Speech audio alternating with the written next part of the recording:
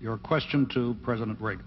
Mr. President, I want to raise an issue that I think has been lurking out there for 2 or 3 weeks and cast it specifically in national security terms. You already are the oldest president in history, and some of your staff say you were tired after your most recent encounter with Mr.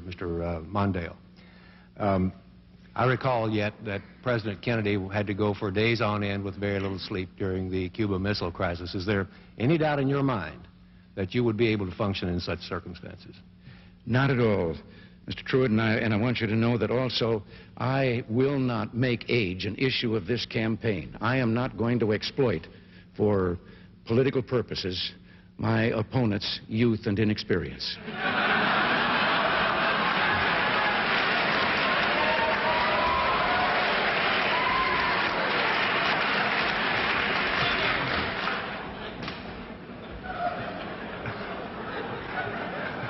If I still have time, I might add, Mr. Truitt, I might add that it was Seneca or it was Cicero, I don't know which, that said, if it was not for the elders correcting the mistakes of the young, there would be no state. Mr. President, I'd like to head for the fence and try to catch that one before it goes over, but I'll go on to another question. You and Mr. Mondale have already disagreed about what you have.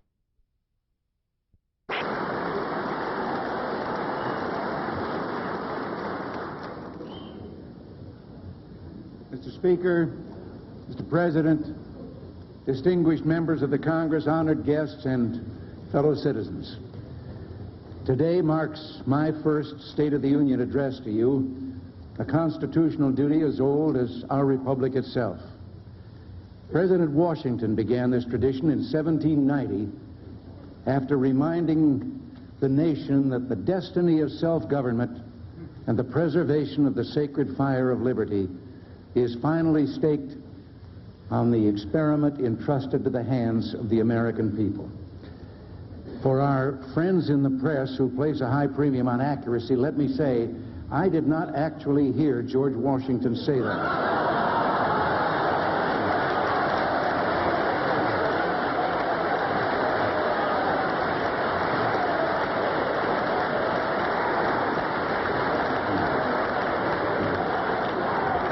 But it is a matter of historic record.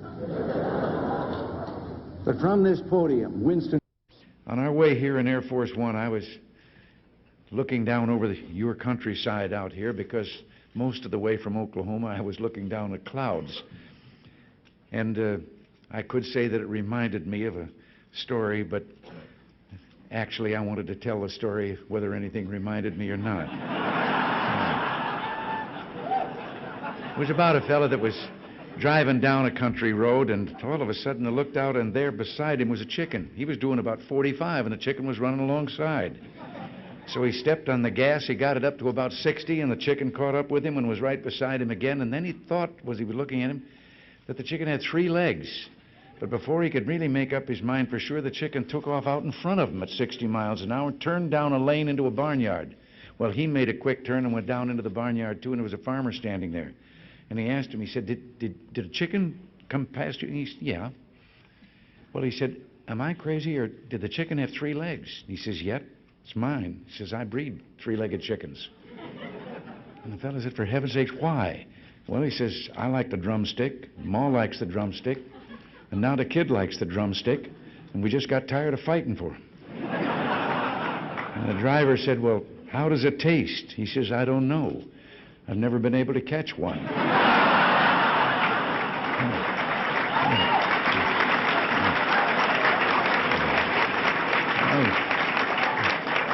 Well, seriously, since coming to Washington...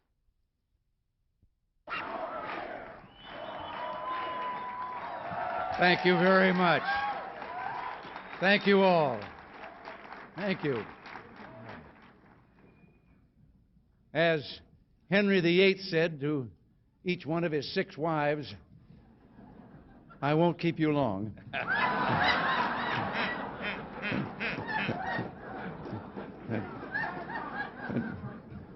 Fellow conservatives and dear friends, I spoke of the difference between our 2 countries. I try to follow the humor of the Russian people. We don't hear much about the Russian people. We hear about the Russian leaders. But you can learn a lot because they do have a sense of humor, and you can learn from the jokes they're telling. And one of the most recent jokes I found kind of, well, personally interesting. Maybe you might tell you something about their country. The joke they tell is that an American and a Russian were arguing about the differences between our two countries. And the American said, look, in my country, I can walk into the Oval Office, I can hit the desk with my fist and say, President Reagan, I don't like the way you're governing the United States. And the Russian said, I can do that. The American said, what? He says, I can walk into the Kremlin, into Brezhnev's office, I can pound Brezhnev's desk, and I can say, Mr. President, I don't like the way Ronald Reagan is governing the United States.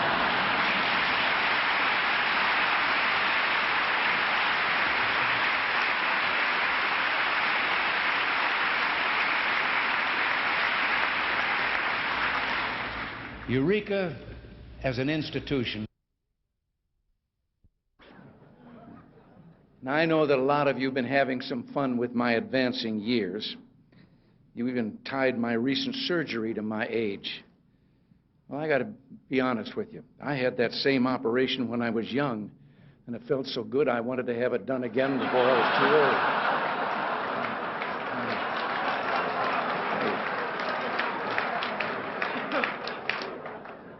But I am aware of my age.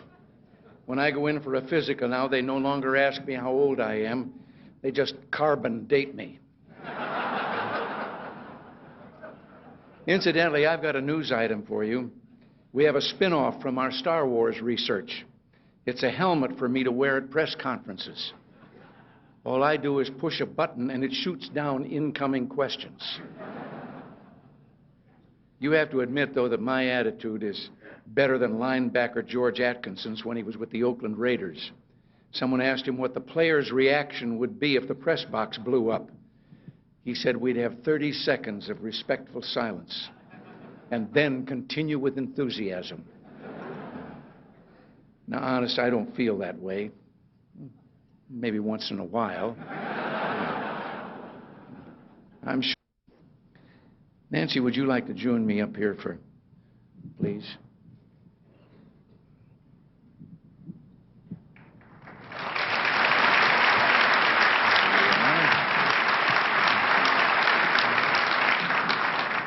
I know it's getting late, dear, but it's not often that we have so many people who've written about us and broadcast about us all together in one room like this, and I thought you might like to say a few nice words to them.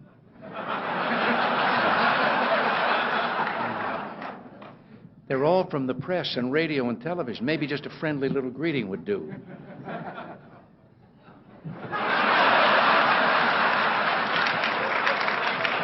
How about just a word or two, something friendly, even one kind word?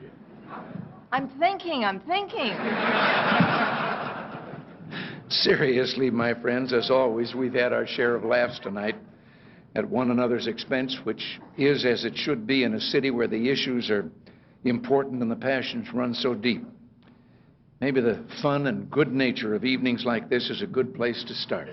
So thank you for your hospitality, and thank you for inviting us. Thank you. All right.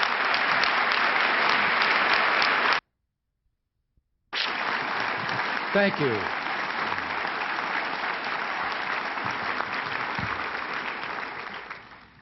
Thank you all so very much. In all the 36 anniversaries of my 39th birthday, this has certainly been the most memorable. George, Barbara, all of you up here on the top shelf, together with me, and all of you, ladies and gentlemen, I am enormously touched. Yes, today is my birthday.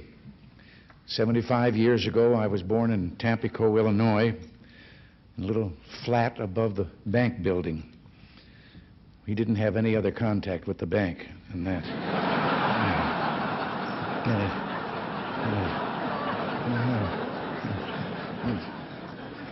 Now, here I am, sort of living above the store again.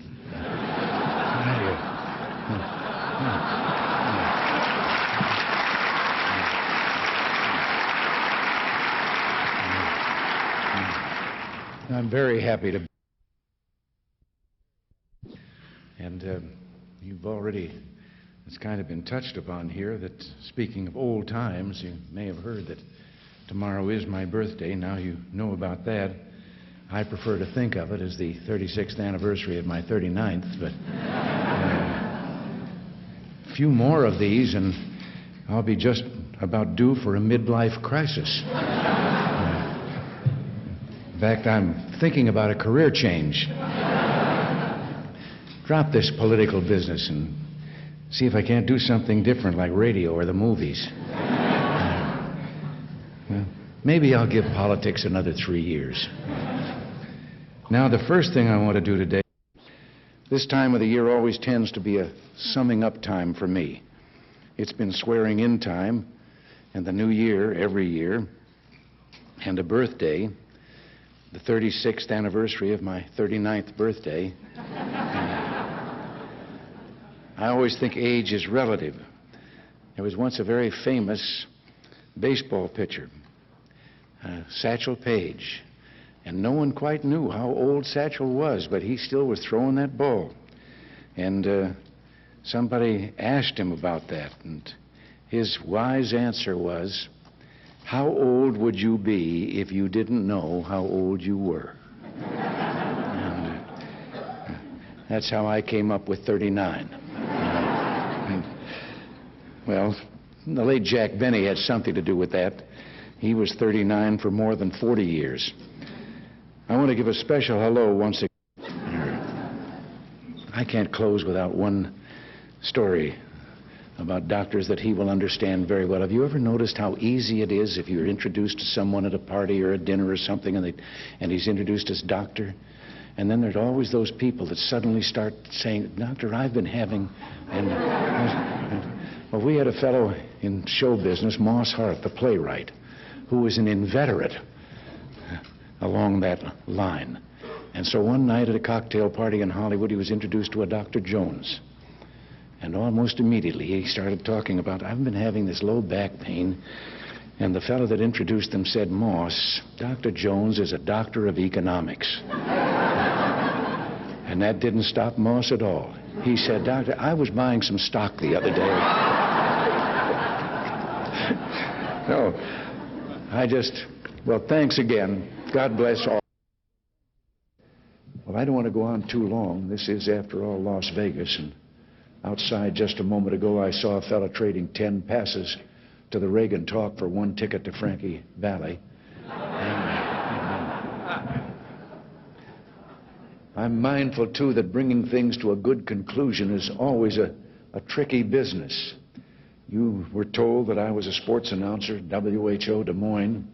Well, back in those days, the great evangelist Aimee Semple McPherson was making a tour of the country holding revival meetings, and one of them in Des Moines. Now, the station thought it would be a good idea, an enterprising public relations man, to interview Aimee Semple McPherson. But why they picked a sports announcer to interview that noted evangelist, I'll never know. But there we stood in the studio, and I asked her several what I thought were appropriate questions, and then she answered graciously, but then went into a very fervent plea about the success of her meeting. And I sat down, until suddenly I heard her saying good night to our radio audience, and I looked up at the clock, and there were only 4 minutes to go. Well, I didn't know enough about Aimee Semple McPherson that I could fill 4 minutes. So I got up, and in those days of radio and disc jockeys and so forth, I started thanking the noted evangelist Aimee Semple McPherson and so forth, but I did like this, which means get a record ready.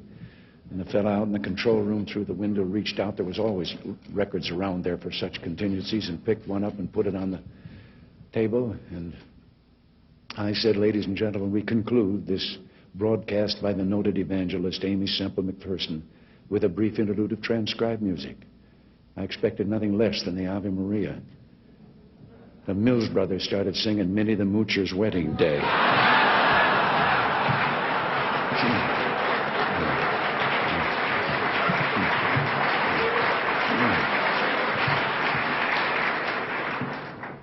She never did say goodbye. She just slammed the studio door as she went out.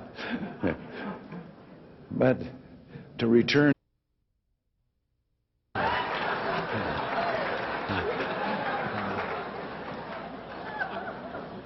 And by the way, on the matter of the INF Treaty, I told the Senate not to worry about verification. I told them I'd take care of it.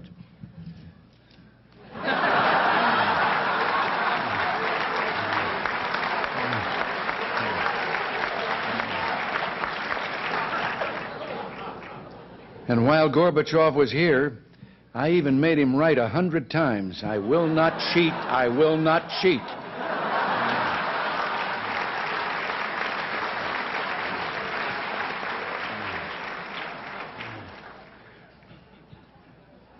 Oops, oops.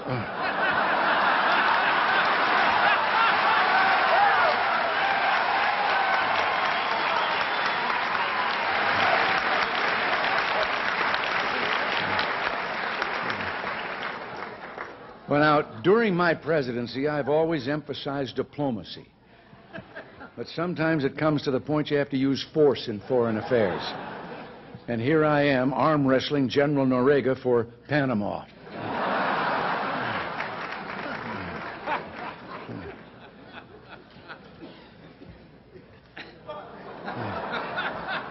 We really enjoyed our trip to China, and we're amazed that the population was over 1 billion people.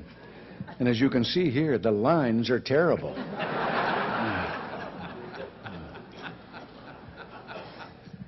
On another trip, the government of Indonesia gave us these gifts, and they're our friends.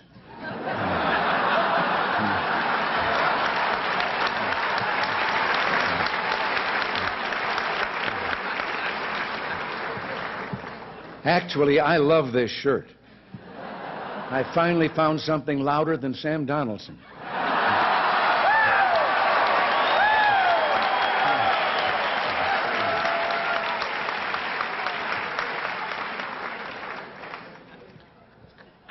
And speaking of the press, remember during the Contra Aid vote when the networks wouldn't let me on the air? I bet you wondered how I finally got my message out.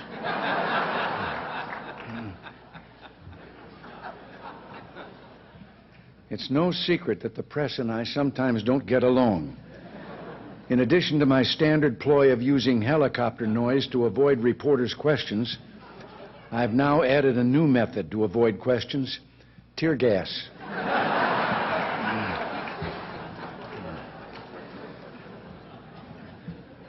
I've loved almost every minute I've been in office, although there were a couple of trips to the hospital. In case you're wondering what happened here, I had just said, "So, Don, you say you're going to write a book."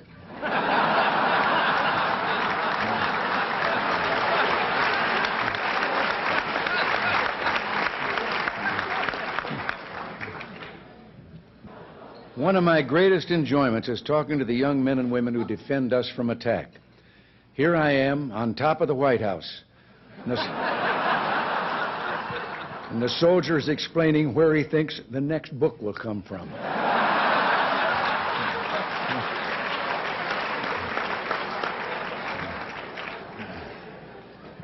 It's fortunate that not everything has been spilled in these books, however. I mean, I hope the environmentalists never find out about this one. We used to fly Air Force One over Wyoming low and shoot buffalo from the window.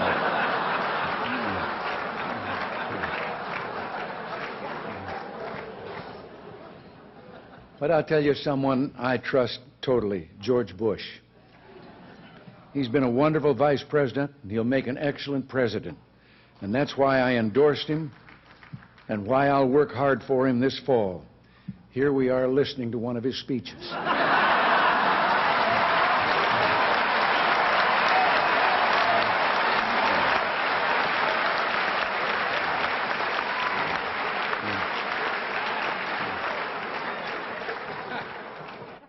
You here tonight do good, hard, creative work, and I respect that too. So, as we say our farewells here tonight, this salute's for you.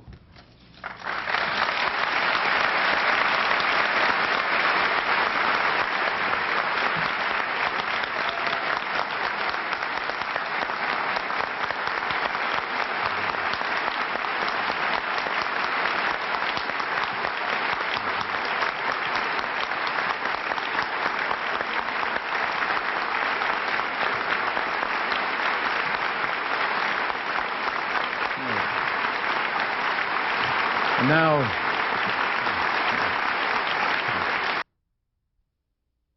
thank you.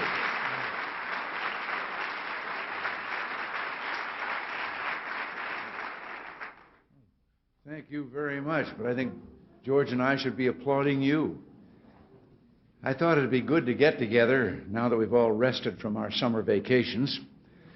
And although it's true summer vacations aren't always restful, you know that leads to a story. There was a fellow that was on his way to a mountain resort, and a policeman stopped him and said, "Did you know that you're driving without taillights?" And the driver hopped out of the car. He was so badly shaken that the officer took pity on him and said, "Well, now, wait a minute, calm down. It's not that serious an infraction."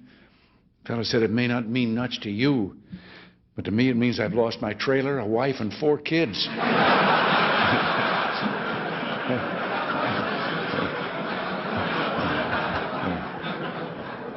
But it's good to come together as we face these final 16 months. I was in Las Vegas some years ago to address the annual Farm Bureau meeting. And on my way to the hall, a fellow recognized me and asked what I was doing in Las Vegas. And I told him I was there, what I was there for. And he said, "What are a bunch of farmers doing in a place like Las Vegas?" And I couldn't resist. I said, "Buster, they're in a business that makes a Las Vegas crap table look like a guaranteed annual income."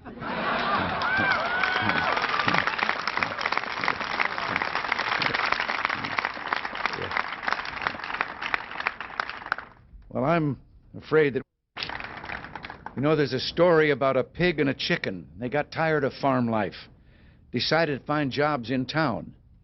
They no sooner arrived in town when a chicken spotted a sign in the window of a restaurant. It said ham and eggs, $1.25.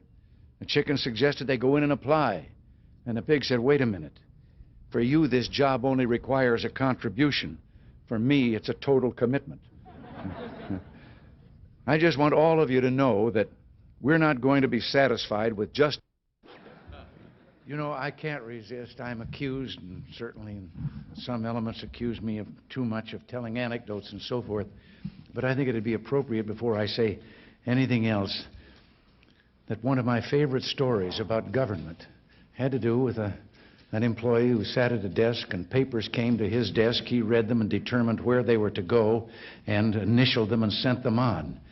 And one day a classified document came there, but it came to him, so he read it, initialed it, and sent it on. 24 hours later, it came back to him with a note attached that said, "You weren't supposed to see this. Erase your initials and initial the erasure."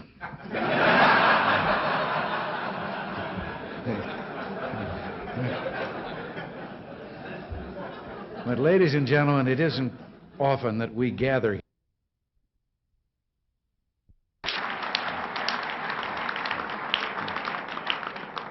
But even Howard Baker's writing a book about me. It's called 3 by 5, The Measure of a Presidency.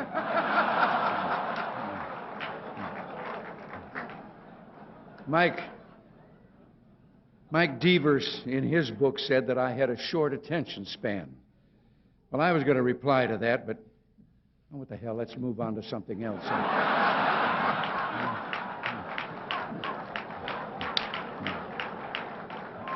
Now,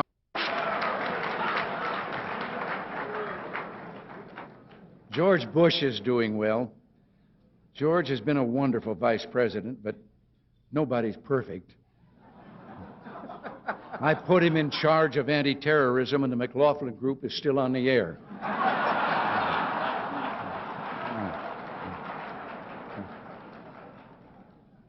But with so much focus on the presidential election, I've been feeling a little lonely these days. I'm so desperate for attention, I almost considered holding a news conference.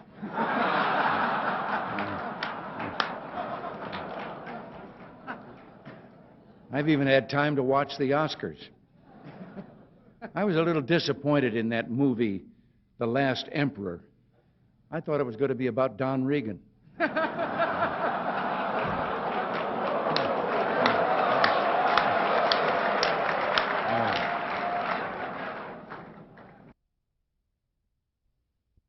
Now, one example is a story they tell. You have to wait 10 years there for delivery after you order an automobile. And so a fella had finally gotten the money together and was going to buy an automobile. Only about 1 out of 7 families have them in that country. And he went through all the paperwork and everything and finally signed the last paper, laid down his money, and then the man behind the counter said, come back in 10 years and get your automobile. And the man said, morning or afternoon? And wait. The fellow behind the counter said, well, what difference does it make 10 years from now? And he said, well, the plumber's coming in the morning.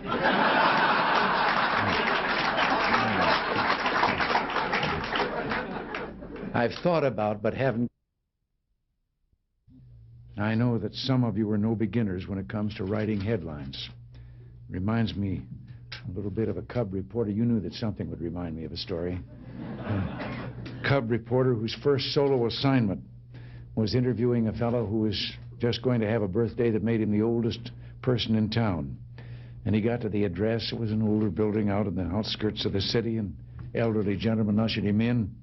He sat down, and the reporter determined he was the man, and he said he was there for the interview, and he led right to the matter about how old are you, and the man said 96.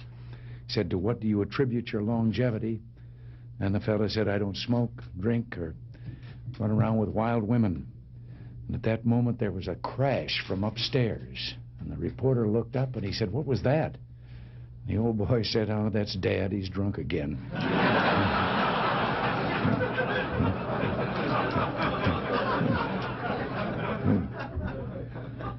Well, if we work...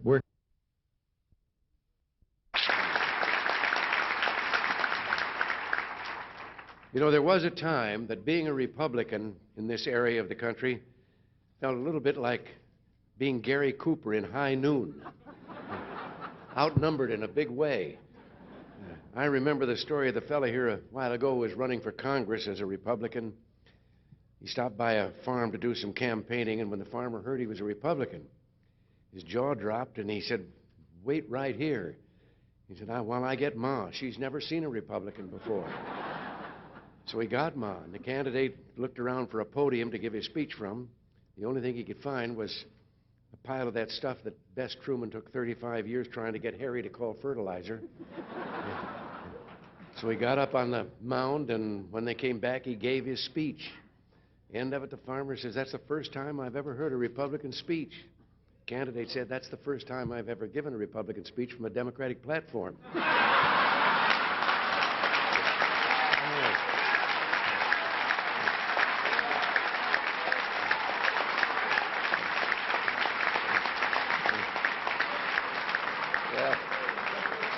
All that, as they say, is history. You know, we have too many people, and then I'm going to quit, that can be best described in a story I like. 3 fellas that went out of the building to get in their car and found they'd locked the keys in. They were locked out. And one of them said, get a wire coat hanger, and we straighten it out, and I can get the... And the other one says, you can't do that. Somebody think we're stealing the car. And the third one said, well, we better do something pretty quick because it's raining, starting to rain, and the top's down.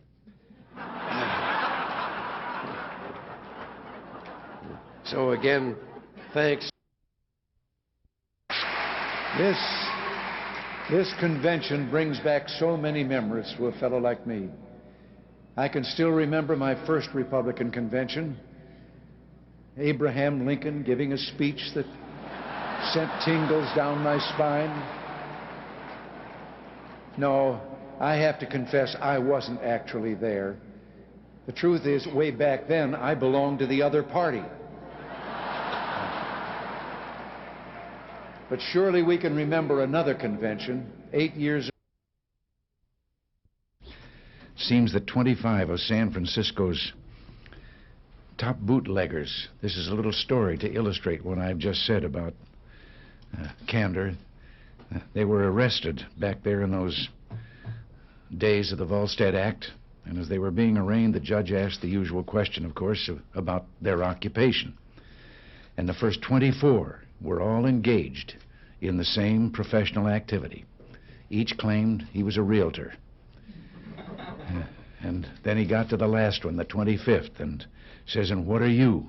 He asked the last prisoner, and the fellow says, "Your Honor, I'm a bootlegger." And the judge, he was surprised, but he laughed, and he said, "Well, how's business?" He said, "It'd be a lot better if there weren't so many realtors around." Oh. Well, just like that bootlegger, President Alfonso and I have much in common. We both have gone through many campaigns and asked for votes from many different kinds of people. Down in Texas during the 1976 primary, they had me out knocking on doors. And I remember one kind of rural area. I'd been governor of California, but I wasn't all that well known in Texas, and I knocked on the door, and an old fellow in his undershirt and jeans came to the door, and I told him I was running for president, and having been in the occupation I'd been in for a number of years, I was kind of surprised when he asked me what I'd done for a living. And I told him I'd been an actor, and then he asked me what my name was. And I thought, well, maybe if I give him a hint. And so I said, well, my initials were RR. And with that, a face lit up, and he turned and he ran back into the house, and he was yelling, "Ma, Ma, come on out here quick. Roy Rogers is outside."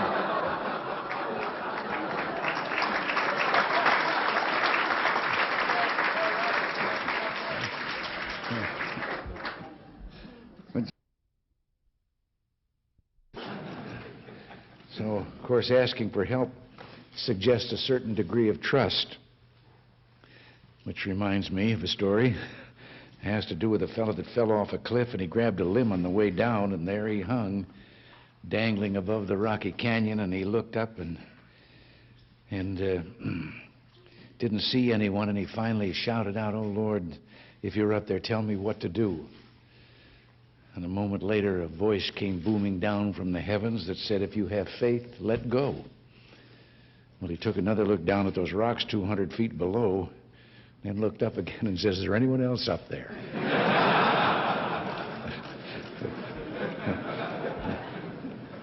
Well, we can be thankful that we're not in that kind of situation, but now we're to the fourth cartoon. Now, this one, it's titled "The Great Communicator," but as you can see, there's been some mistake there. They left the balloon blank. So I think that I will start filling it in.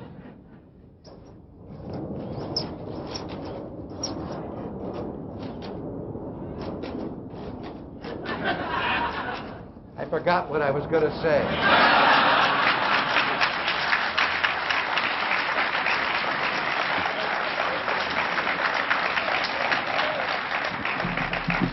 Now I guess we come to number 5.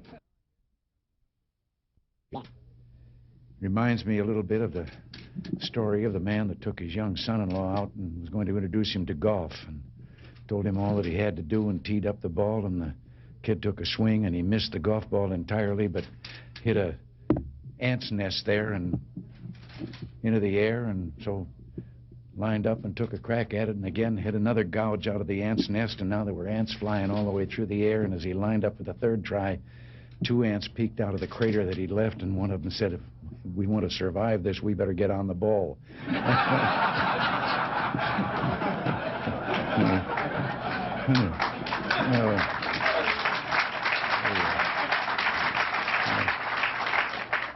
Well, today I'm happy to be. Being a former Democrat myself, I know how difficult it is. We're proud to have you all with us. I have to tell you that I had started working for the party before I got around to joining it. And one night, 1962 state campaign in California, I was speaking at a fundraiser, and a woman stood up in the middle of the audience and asked me if I'd re-registered. And I said, "No, but I'm going to." She said, "I'm a registrar." She walked right down the middle aisle, put the paper up, and I signed up, and then said, "Now, where was I?" Well, the economic vitality that's so Could I just say something here about this? I'm half Irish, too. The other part is English and Scotch.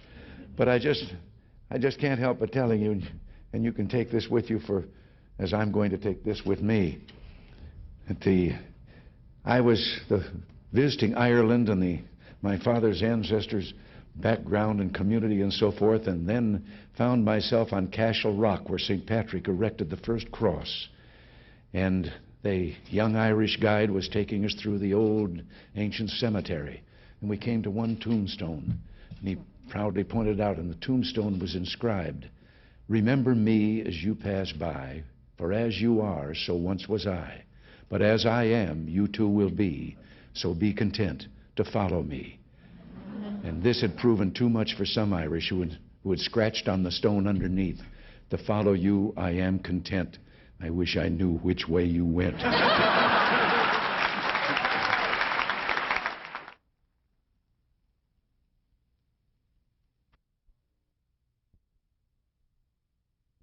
Act. You know, so much of what we're trying to do, and so much of this, depended on real communications. And I can't resist. I've told this story before, and if some of you have heard it before, it illustrates communications. You'll have to forgive me, but life not only begins, or lumbago, I should say, not only begins at 40, but so does the tendency to tell the same story over and over again. But I've always thought of the importance of communication and how much a part it plays in what you and I, what all of us are trying to do. And one day, a former place kicker with the Los Angeles Rams, who later became a sports announcer, Danny Villanueva, told me about communications. He said he'd been having dinner over at the home of a young ball player with the Dodgers. The young wife was bustling about getting the dinner ready. They were talking sports, and the baby started to cry. And over her shoulder, his busy wife said to the ball player, "Change the baby." And he was a young fella, and he was embarrassed in front of Danny, and he said, "What do you mean, change the baby? I'm a ball player. That's not my line of work." And she turned around, put her hands on her hips, and she communicated.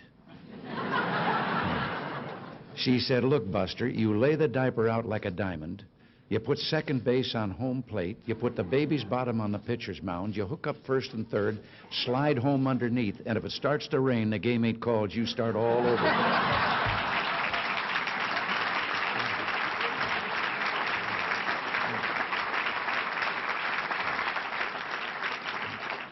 But we really do have a lot to... And something else I have to interject here, although this is not an occasion for humor. But I've had a kind of a hobby lately of collecting, by way of dissidence, stories that are told behind some of those iron curtains and those iron walls by the people themselves, showing their own cynicism about the system under which they're forced to live. And one recently that I heard had to do with 3 dogs that were having a conversation, an American dog, a Polish dog, and a Russian dog. And the American dog was telling him about how, well, he barks, and then in our country, his master gives him some meat. And the Polish dog said, "What's meat?" And the Russian dog says, "What's bark?"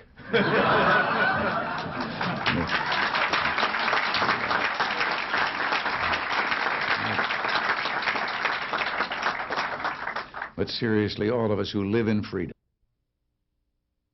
it reminds me of a story. In case you were wondering, this is my way of sliding into a story.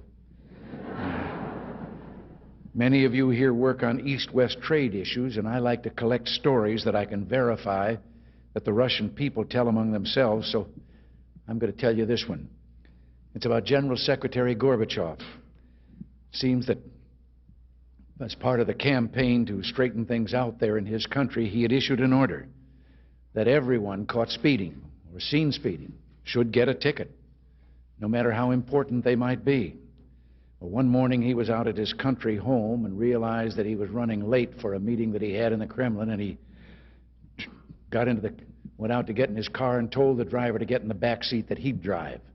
And he did, and down the street he went, and they passed 2 motorcycle policemen, and the one of them took off after him. And a little while later he came back and joined his companion, the other motorcycle officer. And the fellow said, "Did you give him a ticket?" And he said, "No." Well, he said, "Why not?" Well, he said, no, this was someone too important. Well, he said, "We were told to give it no matter who it was, that they would get a ticket." No, he says, not that. Well, he said, "Who was it?" Well, he said, I don't know. I couldn't recognize him there.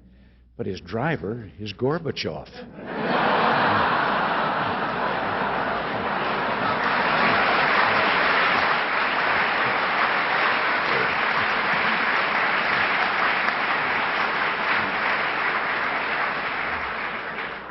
Well, Bill will be in the... I have to tell you right here, I have been collecting stories that I can absolutely establish are told by the people behind the Iron Curtain in the communist bloc.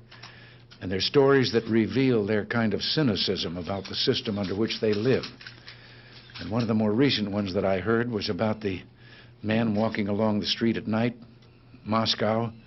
Soviet soldier called to him to halt. He started to run. The soldier shot him. And another man said, "Why did you do that?" Well, he said, "Curfew." Well, he said, "It isn't curfew yet." He said, "I know. He's a friend of mine. I know where he lives. He couldn't have made it."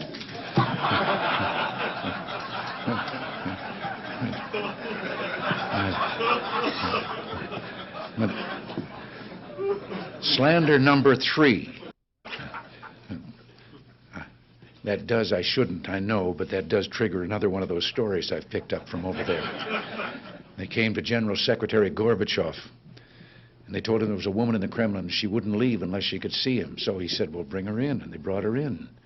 And he said, "Old mother, what is it? What?" She said, "I have a question." He said, "All right." She said, "Was communism invented by a politician or a scientist?" Well, he said, a politician. She said, "That explains it. A scientist would have tried it on mice first."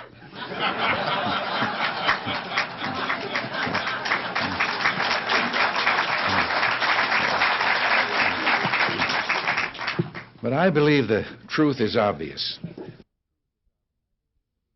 You know, there's a story about a young fellow from the city who hired out to work on a farm during the harvest season. And the first morning, everyone was up well before dawn. The new hired hand and the farmer made their way in the dark out to the oat field, neither one of them saying a word. And finally, the city fellow asked, what kind of oats were they going to cut? Wild oats or tame oats?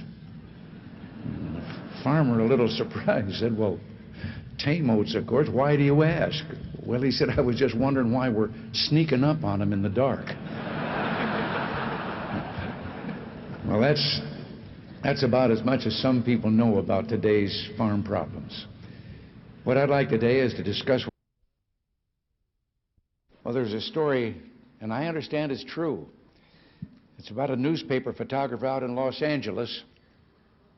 Kind of reminds me of Howard. He was called in by his editor and told of a fire that was raging in Palos Verdes. That's a hilly area in the southern part of Los Angeles County. And the photographer's assignment was to rush down to a small local airport, board a waiting plane, go out and get some pictures of the fire and be back in time for the afternoon edition.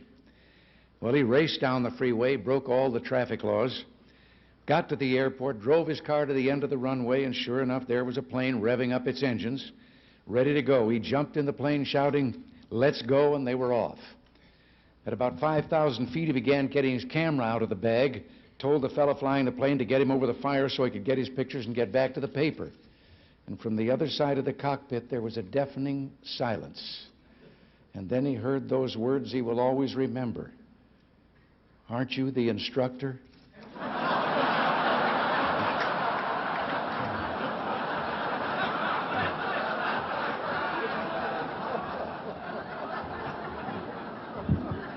Well, since 1966, Howard has been... The 5 were up here with me. You know, when I think of the welfare system, it reminds me of a story, and I know some here have heard me tell this before, and maybe everybody knows it, but pretend that you haven't heard it because I like to tell the story. It's a story about the parent with the 2 children and 2 sons, and one of them was a dyed-in-the-wool pessimist, and the other one was an incurable optimist. And they thought they were both so unrealistic that they talked to a psychiatrist about it, and he said he thought he could solve the problem. And they said, well, what? Well, he said, let's get the most magnificent set of toys any boy ever had, and we'll put him in a room. We'll take the pessimist there, and then we'll turn him loose, and when he sees those toys and knows they're all for him, he'll get over being a pessimist. Well, he said, what are you going to do about the optimist? Well, he said, I have a friend who's got a racing stable, and he said, we can get quite a quantity of what they clean out of the stable, and we'll put that in another room, and when the optimist has seen his brother get those toys, and then he gets that, he'll get over being an optimist. Well, they did it. Finally, after a period, they then went in and followed in where the boy was with the toys, and he was sitting there crying. And they said, what are you crying about? He said, well, I know somebody's going to come and take these away from me. And they went down to the room with the optimist, and he was on that top of that pile of stuff, and he was throwing it over his shoulder as fast as he could. And they said, what are you doing? He says, there's got to be a pony in here somewhere.